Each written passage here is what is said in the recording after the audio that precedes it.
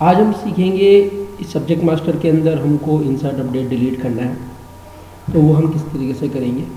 तो insert update delete करने के लिए सबसे पहले हमने एसक्यूएल कनेक्शन तो अपने ले लिया था, एडाप्टर डेटा दिखाने के काम आता है वो अपने काम कर लिया था। अब हमको चाहिए एसक्यूएल कमांड। ये एसक्यूएल कमांड मैंने क्लास मास्टर से वापस ले लिया और हमने यहाँ पे एसक्यूएल कमांड ले लिया। अब हम इस सेव बटन के अंदर हम करेंगे, इसके लिए हम पहले इसकी टेबल बना लेते हैं। सब्जेक्ट मास्टर की टेबल हम बना लेते हैं। सब्जेक्ट मास्टर की टेबल बनाने के लिए मैंने यहाँ पे एक नई टेबल ली। इसके अंदर मैंने सब्जेक्ट अंडरस्कोर आईडी लिया, इसको मैंने बिगिन कर दिया और क्लास अंडरस्कोर आईडी बिगिन लिया और सब्जेक्ट अंडरस्कोर नेम वैर ले लिया 50। सब्जेक्ट आईडी को मैंने प्राइमरी की बनाया और प्राइमरी की के साथ मैंने इसको आइडेंटिटी भी कर दिया।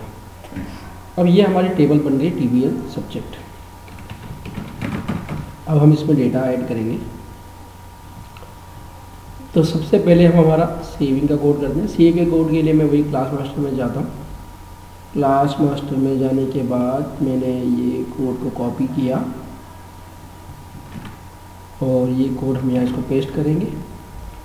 अब यहाँ हमें सबसे पहले हमें ये चेक करना है कि ये खाली तो नहीं है, तो अगर वो ब्लैंक है तो वो मना कर दे, प्लीज़ इंटर सब्जेक्ट। और ये हमने डाला, ये इंसर्ट इनटू हमने लिखा TBL सब्जेक्ट, ये मैंने लिखा सब्जेक्ट। अब इसके अंदर जो हमें जो दो पैरामीटर ऐड करने हैं वो कॉलम्स हम ले लेते हैं, class ID comma subject name CMB class. अब यहाँ आपने देखा मैंने इसके अंदर क्लास का आईडी लिया है ना कि टेक्स्ट लिया है। तो मैं क्या करूँगा, सेलेक्टेड वैल्यू लेंगे हम यहाँ पे और दूसरा था हमारी TXT subject name dot text. ये हमने हमारे टेबल के अंदर डेटा इंसर्ट किया, हमारा डेटा इंसर्ट हो गया। अब एक आपको याद हो हमने क्लास मास्टर में कोड किया था पूरा डेटा दिखाने का, वो कोड हम यहाँ भी करेंगे ताकि यूज़र्स को उसके ग्रिड में वो डेटा दिख सके। तो ये हम ले लेते हैं स्क्रिप्ट। ये सब चीज़ें मैं इसलिए कर रहा हूँ ताकि आपको ये सारे कॉल कैसे यूज़ करते हो। जैसे मैंने ये स्क्रिप्ट बनाई तो ये सेलेक्ट क्वेरी अपने आप उठ के आ गई इसके अंदर।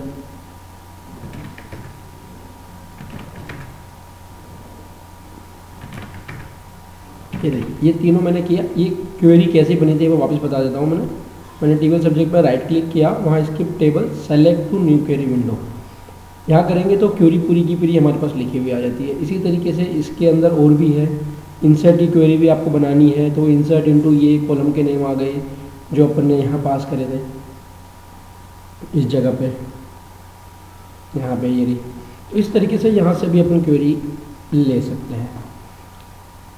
खैर अभी तो अपन को सेलेक्ट क्वेरी चलानी है, select from TBL subject order by subject name. ये मैंने क्वेरी चलाई।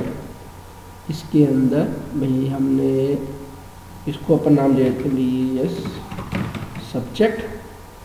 नाम आप कुछ भी दे सकते हो, ऐसा उससे कोई वो फर्क नहीं पड़ता।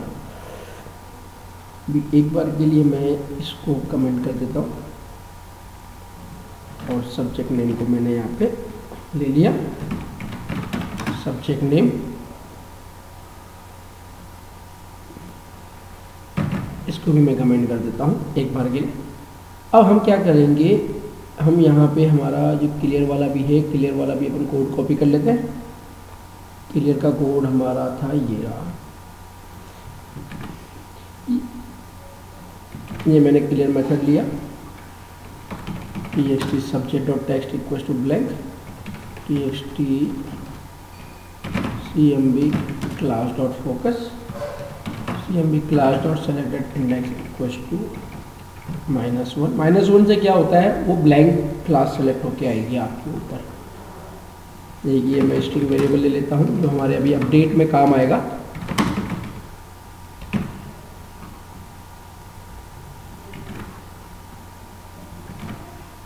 ये हमने एक ले लिया।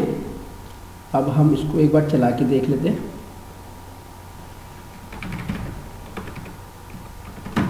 ये हम गए यहाँ के अंदर, मैंने सब्जेक्ट मास्टर में गया, सब्जेक्ट मैंने ले लिया इसके अंदर इंग्लिश, डेटा सेव सक्सेसफुली। अब आप एक देखिए, इसके अंदर हम स्मॉल लेटर में भी लिख सकते हैं, हम कैपिटल लेटर में भी लिख सकते हैं, कैप्स लॉक ऑन बंद करके। पर मैं ये चाहता हूँ कि हमारे सब्जेक्ट नेम में हमेशा ही कैपिटल लेटर में लिखा हुआ है। तो उसके लिए हम क्या करें, उसके लिए टेक्स्ट बॉक्स की एक प्रॉपर्टी होती है,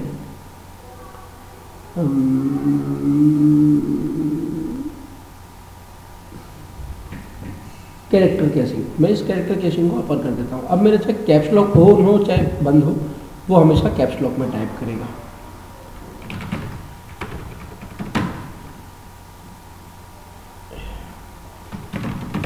मैंने इंग्लिश डाला, ये डेटा सेव हो गया। अब इसमें एक प्रॉब्लम ये हो गई कि जब हमने क्या किया, हमने हमारे लोड इवेंट के अंदर हमने डेटा दिखाने का काम नहीं किया यहाँ पे, इसलिए डबल एंट्री आ गई। तो सबसे पहले तो हम एक काम करते हैं, इस टेबल को ट्रंकेट कर देते हैं ताकि हम वापस एंट्री करेंगे। तो मैंने इसको ट्रंकेट कर दिया और हमारे लोड इवेंट जो है, जहाँ अपन ने फिल कॉम्बो किया, लोड इवेंट आपको जैसे पता है वो इवेंट होता है जो फॉर्म होती है सबसे पहले कॉल होता है। तो यहाँ पे मैंने डेटा ग्रिड में डेटा दिखाने का भी कर दिया और कॉम्बो बॉक्स फिल करने का भी काम कर दिया।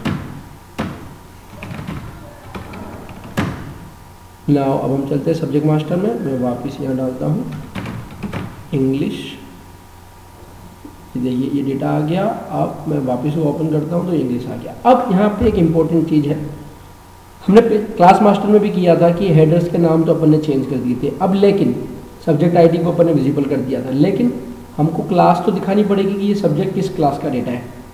तो उसके लिए हमको यहाँ पे लगाना होगा जॉइन, ताकि हमें ये क्लास आईडी ना दिखे बल्कि हमको क्लास का नाम दिखे। हमको यहाँ पे ये 1 लिखा हुआ दिखना चाहिए, ये इंटरनल आईडी नहीं दिखनी चाहिए।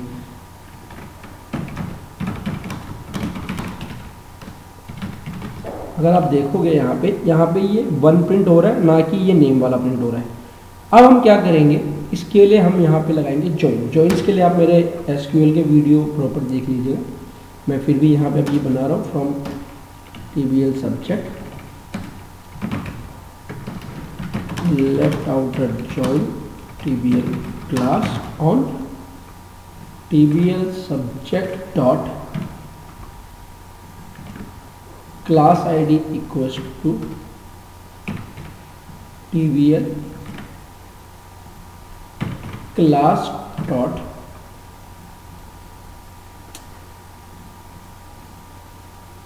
Class ID.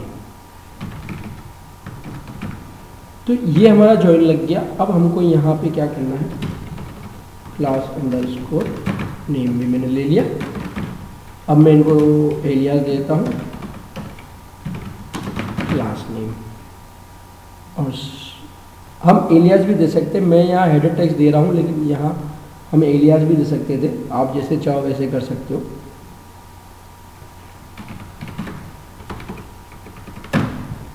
अब हम आगे सब्जेक्ट मास्टर में, अगर मैं देखूँ यहाँ कुछ मेरे हिसाब से प्रॉब्लम हो गई है शायद, इसीलिए हमारा डेटा नहीं आया। देखिए ज़रा, left outer join TBL class on dot class ID equals to class ID query, तो हमारी सही है बिल्कुल। इसको हम क्वेरी को एसक्यूएल में चलाने से पहले मैं आज आपको सिखाता हूँ ब्रेक पॉइंट कैसे यूज़ कर रहे हैं। इसके अंदर मैंने लिया एडमिन 1 2 3 4 5 6। अब मैं क्या कर रहा हूँ, पहले यहाँ लोड इवेंट पे मैंने यहाँ ब्रेक पॉइंट लगा दिया मेरे इस पर। अब जैसे ही मैं सब्जेक्ट मास्टर खोल रहा हूँ, मेरा ये यहाँ पे आ गया ये। अब हम F10 करेंगे। F10 से क्या होता है, वो अंदर की कोडिंग को हमें दिखाए बिना आगे चला जाता है। हमको पता है फिल कॉम्बो हमारा सही है, तो हम F10 करके फिल में आ जाएंगे। अब हम दबाएंगे F11। F11 दबाते ही हमको मेथड के अंदर लेके दिखाएगा। ये हम गए, इसके अंदर गए, यहाँ पे भी गए। ओके, इसमें हमारे कोई एरर आई है, हमारे एरर आ गई जो, एक सेकेंड के लिए जरा हम देख ले। DS सब्जेक्ट, हम यहाँ DS equals to new data set कर देते हैं। डेटा सेट को अपन ने उसके अंदर ही डिक्लेयर किया था, इसीलिए मेरे हिसाब से ये इशू आ रहा है।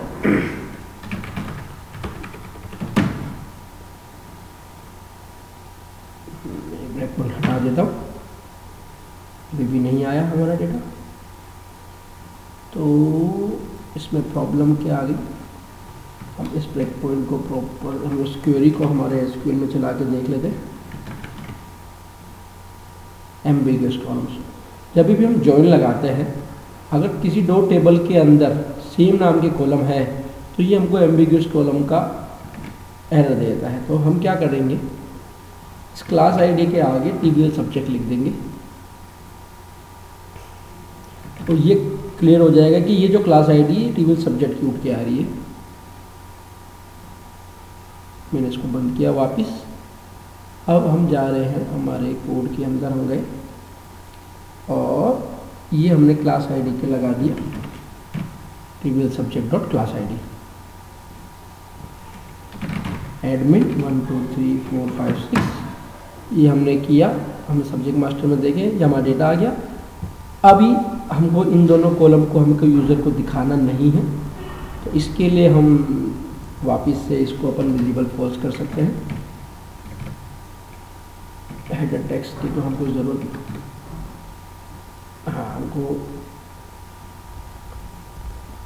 तो ये मैंने ये कर दिया। अब एक बार हम चला लें इसको वापस।